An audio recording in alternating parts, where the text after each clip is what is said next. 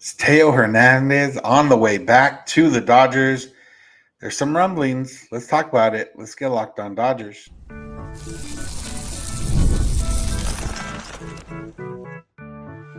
You are Locked On Dodgers, your daily Los Angeles Dodgers podcast. Part of the Locked On Podcast Network, your team every day.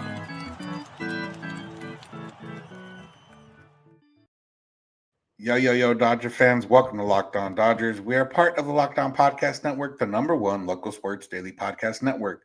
Locked On, your team every day. Today's episode is brought to you by FanDuel. Continue to get in on the action on FanDuel and get a big return right now because new customers can place a $5 bet and you'll get started with $150 in bonus bets if you win your first $5 bet. Visit FanDuel.com to get started. This is a daily podcast covering the World Series champion Los Angeles Dodgers, bringing you the smart fans perspective on our boys in blue. You can find us wherever you find podcasts and on YouTube. All you got to do is search for Locked On Dodgers. You can become an everydayer by listening or watching every day, which can be made easier by subscribing and getting notified when our episodes are ready or when we go live on YouTube. If this is your first time listening or watching, welcome. I'm Vince Samperio. I'm usually joined by Jeff Snyder, my co-host, but Jeff is out today. Jeff and I are both lifelong Dodger fans that have covered the team for a decade now in a few different ways, continue to cover the team in a few different ways. One of those ways being this here podcast, which we are heading into our 7th season doing. And like I said, lifelong Dodger fans covering the team for now almost a third of my life.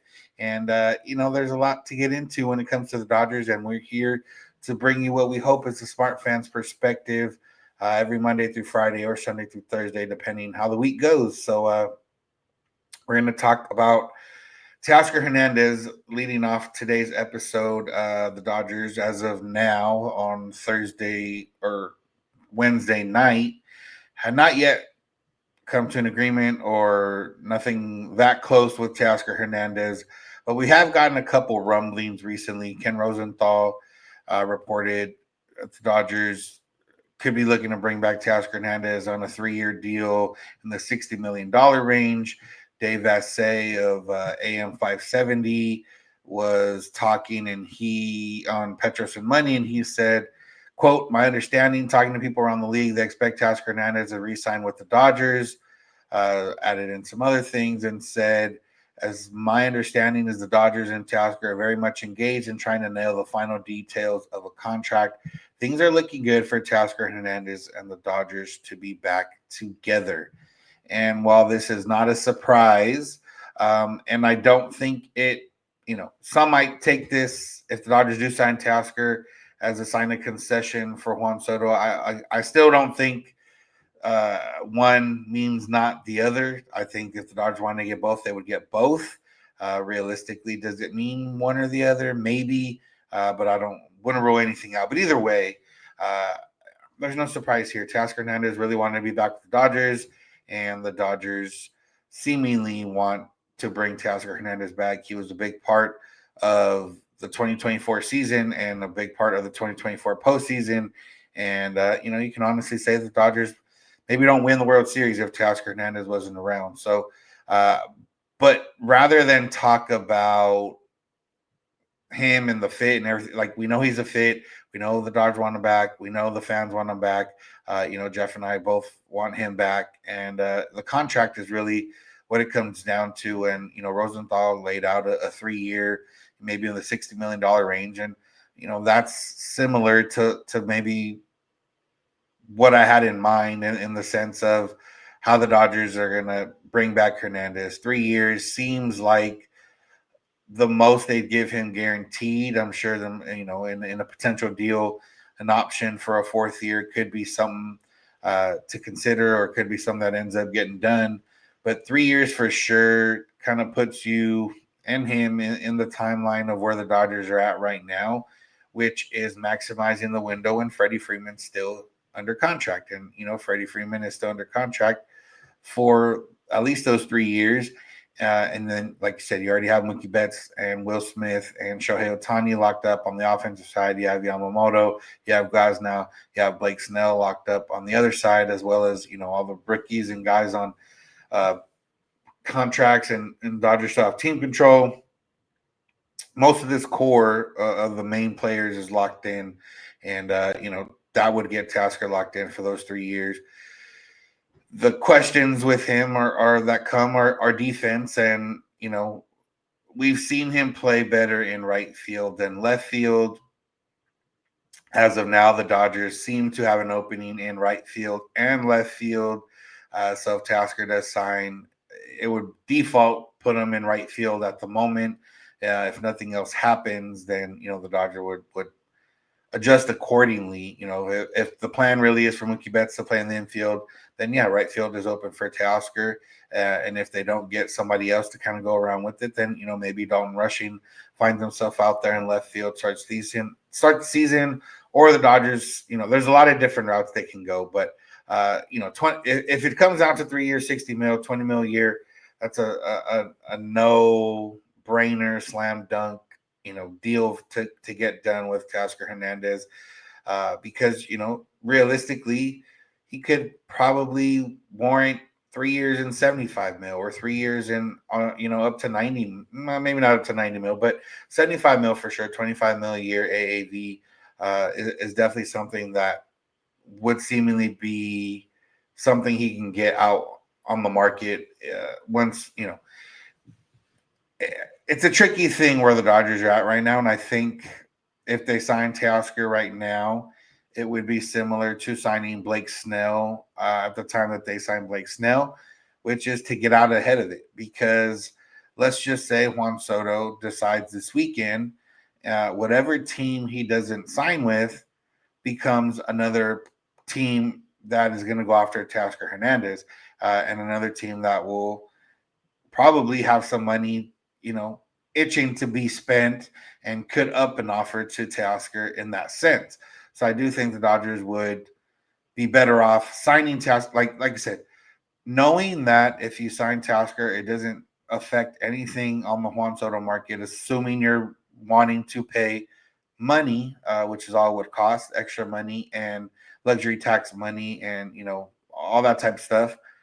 Then you sign Teoscar right now, and that way you have him. And then if Juan Soto falls in your lap, then Juan Soto falls in your lap. But I don't think the Dodgers should be waiting around, and I'm not saying they should be. They are waiting around because everything we heard from Teoscar side, he wants to be with the Dodgers, and whether that costs him leverage or not. But for Teoscar, that's the flip side, is Teoscar's side, which is maybe he does want to wait till Juan Soto signs, and then he will have a little bit of extra dollars around, because he does become one of the premier, if not the premier, free agent once Juan Soto signs, in the sense of the offensive side of the ball. It's probably him in the outfield and Willy Adames in the infield. So it's the cat and mouse game. Dave Vassegh is normally more vague in his wording when it comes to having some inside information with the Dodgers, whether that's by design by him in order to hedge his bet a little bit, or whether that's he is an employee of the team in a sense. So maybe that's the reason. But either way, this is probably one of the more strongly worded sentiments I've seen when it comes to inside information or sources or whatever it is. And if he's saying it's at that point, I think it is at that point. And I wouldn't be surprised if the Dodgers, if there's a deal reported on Thursday today, or if there's a deal reported on Friday, the deal's official by the weekend, and the Dodgers are celebrating getting Teoscar Hernandez back and working on the next thing. And that would be good for all parties. Regardless of any other free agent out there, Teoscar Hernandez is probably one of the most, if not the most important free agent overall, just because of what he brought to the team. Everyone wanting him back, and just kind of the fit. It makes perfect sense for Teoscar to remain a Dodger and continue to be a Dodger. And I'm looking forward to seeing that announcement, or that report, or that tweet, or whatever it is, talking about the Dodgers and Teoscar reunite, or not. I guess, I don't know, is reuniting the word? They never really left each other, but making sure they're back together next year. So another move that could happen is trading for a reliever, Devin Williams from the Brewers. There's no reports that he will be traded. There's no reports that he's been linked to anybody other than people linking Devin and the Dodgers. But we're going to talk about that next. And a deal that was proposed that probably doesn't work out, but if it did, the Dodgers will jump on it. So make sure to keep it locked on Dodgers. Today's episode is brought to you by FanDuel. Make every moment more and get in on the NFL action every week with FanDuel, America's #1 sportsbook. Because right now, new customers can bet $5 and get $150 in bonus bets if you win. You take a look at tonight's game, Thursday Night Football. You got the Packers, you got the Lions. I wouldn't feel confident in the $5 bet to get the 150 in picking a winner in this game, but I would be confident in putting a bet on some guys to score. Josh Jacobs, David Montgomery, Jahmyr Gibbs, any of those guys to score is a good bet. Amon-Ra St. Brown, him to score is a good bet. Jared Goff, if you can get him on a number of touchdown passes thrown, that's a good bet. There's a lot of different bets in this game on Thursday that you can get into. And, even if the game started and you didn't put down a $5 bet, but you feel something in the middle of the game, live betting is there for you on the FanDuel Sportsbook app. If you get a hunch in the middle of the game, you can check out all the stats, view the live play-by-play, and so much more on the same page where you place your bets. So visit FanDuel.com to join today. You'll get $150 in bonus bets if you win your first $5 bet. That's FanDuel.com. Never waste a hunch and make every moment more with FanDuel, an official sportsbook partner of the NFL. I want to thank you for making Locked On Dodgers your first listen of the day or your last listen of the day or any listen of the day. We appreciate anybody that listens to Locked On Dodgers. I know a lot of Spotify Wrapped and Apple replays are starting to populate on social media. If we are a part of any of those, make sure to post it and tag us. We appreciate everybody that listens to us enough that we are part of their end of year wrap up or replay on those podcast devices. I don't think YouTube does anything like that, but you can show us that you listen on YouTube or you're an everyday or however you want to show us on social media, Twitter, Instagram, and TikTok at Locked On Dodgers. And if you're on YouTube, you can check out Locked On Sports Today and Locked On Sports Los Angeles, 24/7 streaming channels from the Locked On Podcast Network, bringing the biggest news and stories from the sports world and the LA sports world. Now let's talk about Devin Williams. There has been no rumors or anything of late about Devin Williams and the Dodgers, but our buddy, loosely worded term buddy, Jim Bowden of The Athletic, had an article about some potential trades he thinks we can see or that he would like to see or whatever the wording is specifically. But the one he had for the Dodgers was the Dodgers trading for Devin Williams. And in the scenario he presented, all the Dodgers gave up or were giving up is Gavin Lux and a pitcher. And the pitcher he did name was Justin Robleski. And this one makes me wish that Jim Bowden was still a GM because Andrew Friedman will probably fleece him like no other. But realistically, a trade for Devin Williams, I don't think it's as easy as Gavin Lux and Justin Robleski. And if it was, I think the Dodgers would say yes without hesitation, honestly, just for the simple fact of, Gavin Lux may be out of starting position or guaranteed starting position. And Justin Robleski, while he does have potential and did flash some potential last year in the big leagues, the Dodgers do have a lot of arms ahead of him and major league established arms. You have Snell, you have Yamamoto, and you have Glasnow as your top three. You have Ohtani in there. And then you have, the next group of Landon Nag, Ben Kasperius, guys that performed and pitched in October. You have Dustin May and Tony Gonsolin, who we'll talk about in the next segment as potential arms. And then you'll have, maybe Roki Sasaki, maybe somebody else the Dodgers sign, and then Clayton Kershaw at some point in the season. So, Robleski, while still young and still, somebody that could turn into a really good piece for the Dodgers, it's not, anywhere near untouchable, especially if you're getting a guy like Devin Williams who slots right into the back end of your bullpen and can give you one of, if not the best, closer, reliever, whatever you want to use him there in the Dodger bullpen. So, but what I was trying to think of, other packages that could work for Devin Williams. And I guess, it's hard to tell with teams like the Brewers because the Brewers and the Rays as of later are kind of similar in the sense of they are good most of the years, playoff contender or playoff bound most of the years.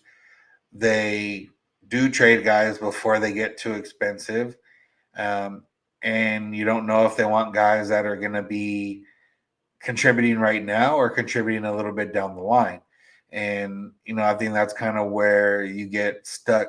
It's easy to say, oh, yeah, Gavin Lux to the Brewers because, they need an infielder. But maybe they don't want an infielder. They're going to give Joey Ortiz a shortstop role. They are losing Willie Adames potentially. And, maybe they have other guys they want to give a look in the infield and continue that way. And maybe they want to get a guy that's going to be ready in a year, 2 years, 3 years, because that's when they feel like they'll be able to reestablish themselves. Losing Corbin Burns, and then in this trade, if they lost Devin Williams, and then, losing Willie Adames and Christian Yelich's coming out of back surgery, like there is a little bit of uncertainty. You are getting Brandon Woodruff back if you're the Brewers, but you don't know what capacity he'll be and how he'll react to coming off surgery. And the good thing for the Brewers is that the division has so far stayed relatively weak in the sense of nobody's really upgraded huge so far. The Cubs don't seem to be willing to spend big unless they trade Cody Bellinger. And even then, not spending too much. You have the Cardinals who are actively trying to trade Nolan Arenado and essentially start a rebuild. And then you have the Reds who have made a couple moves that would signal they're thinking about winning, especially, hiring Terry Francona. That's more of a win now move, you would imagine. Francona is not somebody that you're building for the long term. And then you have the Pirates who are coming up with the guys that they have, but still not going to spend to go out there and probably get them over the hump where they need to be a legitimate contender. So for the Brewers, a Gavin Lux Robleski trade does make sense in the sense of you're getting two guys that can contribute immediately to the major league roster. But I don't know, when I think of Devin Williams, when you think of trading, one of the best relievers in baseball, a prospect that hasn't necessarily made it yet fully in Robleski, a guy that pitched some innings for the Dodgers last year, but out of necessity, maybe not so much out of, there was no more room or reason for him to be in the minors. It wasn't a case of that. It was mostly a case of the Dodgers need innings, and he, has the stuff to compete. And then when it comes to Gavin Lux, you don't have a lot of team control there. So if you do get him and he does end up being good for you, you're kind of stuck in a similar predicament where he's going to have to get paid if you want to keep him around. And that's not something the Brewers have really shown to be wanting to do. So you kind of move into the next tier of guys. I don't think Dalton Rushing at all would be in play here because, he's one of the Dodgers, maybe one of the few guys that could be deemed untouchable in the sense. You think of the Dodgers surplus at catcher right now in the form of Diego Cartaya and Hunter Fiducia, and the Brewers have one of the best catchers in baseball in William Contreras, so they're not necessarily looking for a catcher. So you kind of move down the line for the Dodgers, and they do have a lot of pitchers that could help right now, which is maybe something the Brewers will want. Robleski being one of them, Landon Knack, unfortunately, different guys of that nature, which could contribute for the Dodgers in 2025, but also could contribute to them in the way of being traded. Landon Ag, Ben Casparis are guys that teams are probably calling and asking about. Not necessarily the Dodgers are looking to deal, but teams have seen them have success at varying degrees in the major leagues, and could help them right now. And a team that's looking for maybe not a full-on rebuild, but more of a retooling, which the Brewers could fall under. Those guys could be one of those names that they could be asking about in a potential Devin Williams trade. At the end of the day, I think if the Dodgers have a chance to get somebody like Devin Williams, I think they should, try and make that move. And Jeff mentioned the other day about how Andrew Friedman was mentioning that you don't want, or basically he wants to have a team where he doesn't have to trade in July. And obviously that's probably never really going to be possible, just with, the amount of injuries we've seen the last few years around the Dodgers, and just the nature of always wanting to, be on top of the game. But if you could just if you could say, okay, I want the team right now. The last few years we've talked about, okay, the team that's, right now on December 5th is not the team we're going to see on February 5th, is not the team we're going to see, on opening day, is not the team we're going to see on August 5th. But if you can put together the team you want to see, by February 5th, then, it lessens the burden in July, and it makes you feel like, okay, we're going in with the best shot right now, and July is just a couple fill-ins here and there, or, you have to make up for some injuries. So we'll see what happens there. But, I do expect the Dodgers to be in on are making conversations about a lot of different deals and a lot of potential happenings. And, I hope a lot of it does start happening in the winter meetings in the next week, because, it's been kind of slow for the Dodger, not just the Dodger world, not slow. They have signed one of the big free agents, but it's been kind of slow in the baseball world as a whole. So last segment for the day, Tony Gonsolin, Dustin May. A lot of people are slotting one or both of those guys into a potential Dodgers rotation, but are they someone that we can trust? We'll talk a little bit about it, so make sure to keep it locked on Dodgers.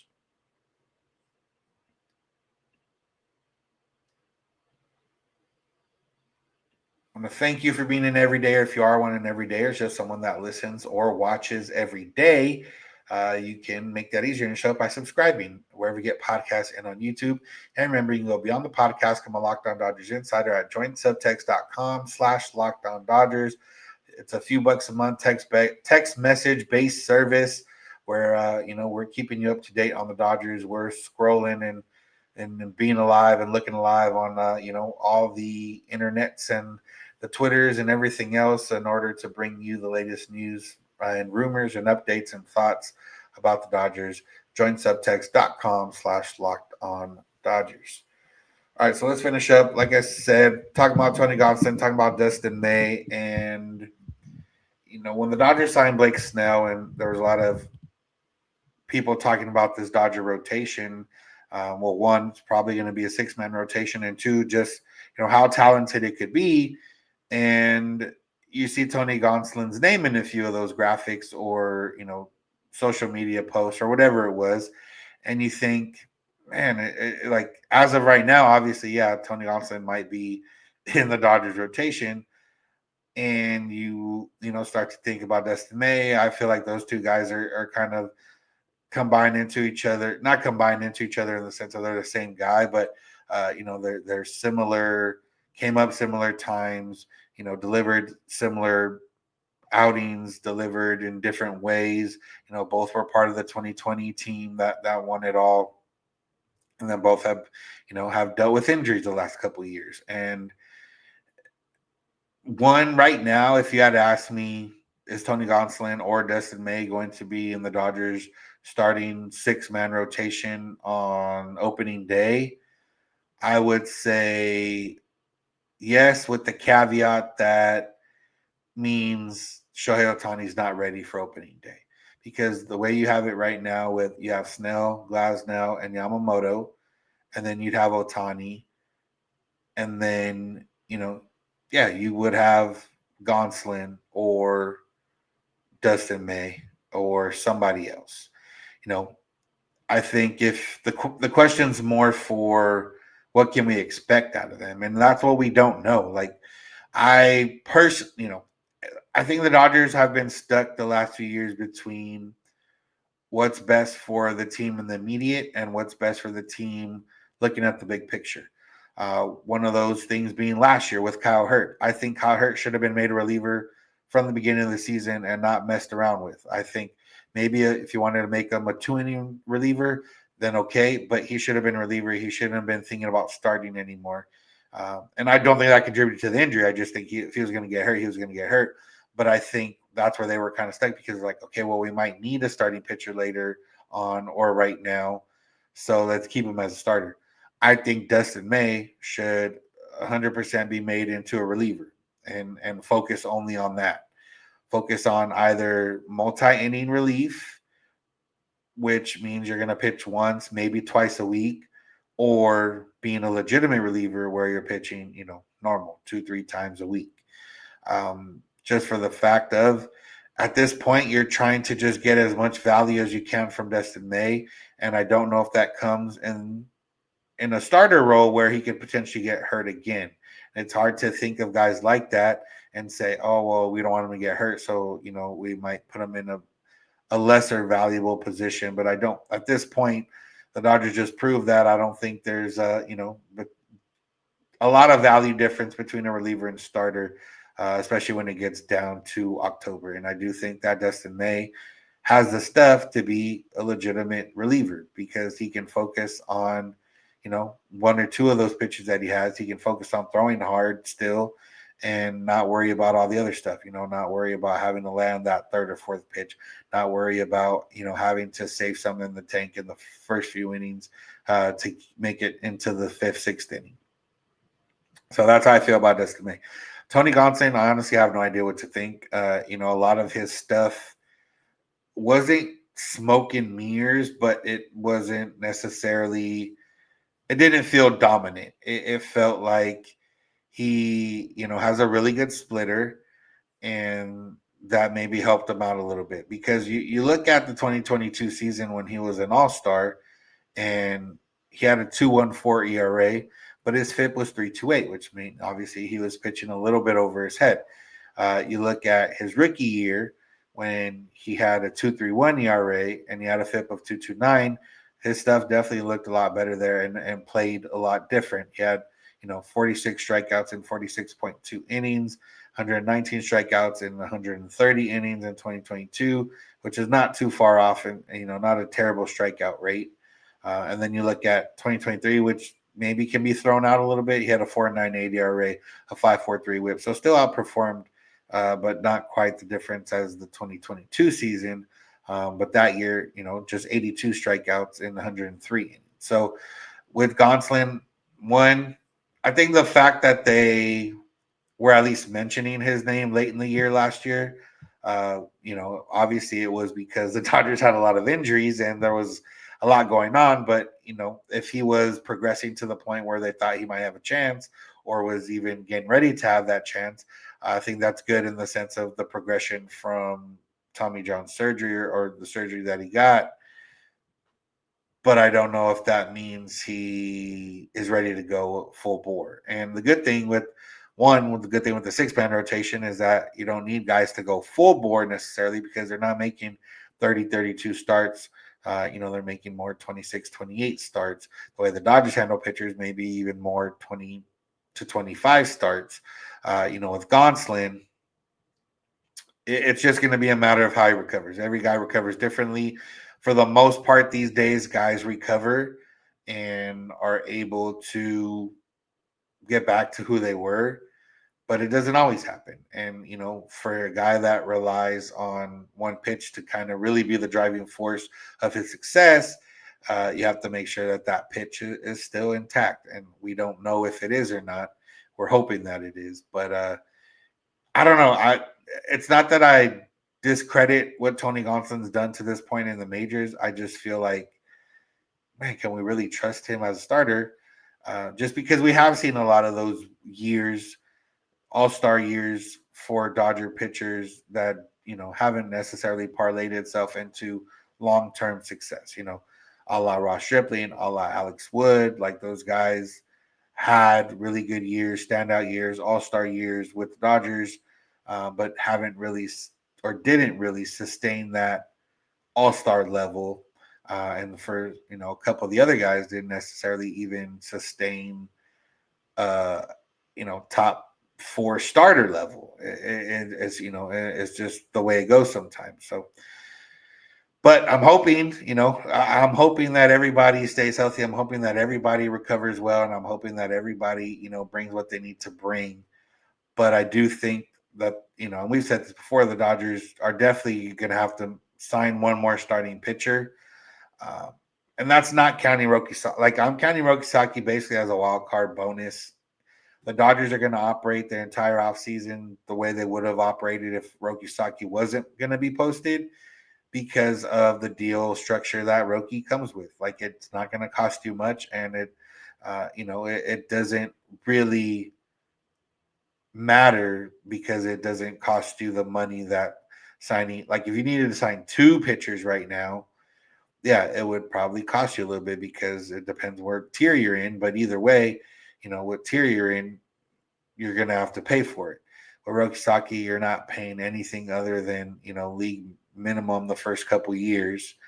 And then you get into, arbitration, all that. But by that point, if he's that good and he's making a lot of money, and if he's making a lot of money, it's because he's good, and you don't really care at that point if, what you're paying him, because he's legit. So it's a long but short off season. There's still a lot of things that are going to happen. I mean, we've talked about three things in this episode: Teoscar Hernandez, Devin Williams, and Gonsolin and May. And there's a chance that all four of those guys are on the Dodgers opening day roster in March, or there's a chance that none of those four guys are on the Dodgers opening day roster in March. There's just so much influx at the moment, and I do think that once the dominoes start to fall, obviously we're gonna see the Dodgers and how they plan to operate. Like, is Blake Trinan, is he waiting for the Dodgers, or is he out there trying to get deals, or is he contemplating different things? And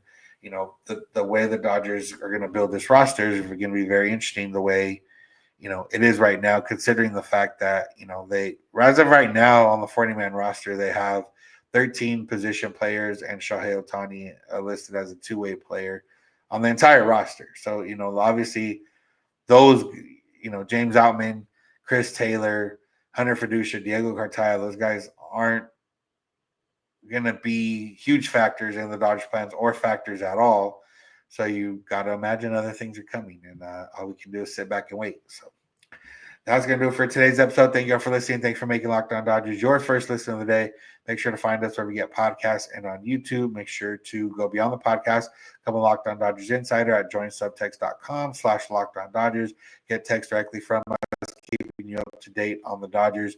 You can check out Locked On Sports Today and Locked On Sports Los Angeles, two 24/7 streaming channels from the Locked On Podcast Network, bringing the biggest news and stories from the sports world and the LA sports world. Those are all can be found on YouTube. You can find us on social media, Twitter, Instagram, and TikTok at Locked On Dodgers. Jeff's on Twitter at Snydog. I'm at Vincent91. You can DM us with any questions or comments. You can also send those via email, lockedondodgers@gmail.com, or via voicemail text at 323-863-5625. We're here every weekday morning, and we hope you'll be here with us when you get in your car, or if you're at home. Text My Device Play Podcast, Locked On Dodgers. And remember, you don't have to agree. You just have to listen. Have a good one.